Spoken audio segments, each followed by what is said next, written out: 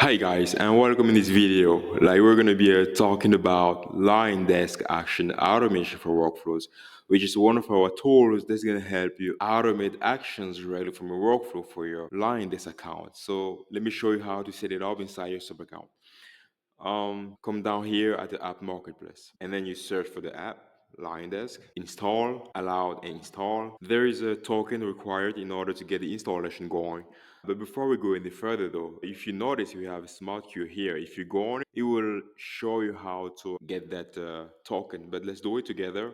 Let's switch to our LionDesk platform. So inside the platform, we go at the new app, just type a name, let's say my token. We paste in a redirect URL here, we save. So we come down here at the reveal my access token, and we have the token. We just copy, we paste, continue, we choose the plan, we go and confirm.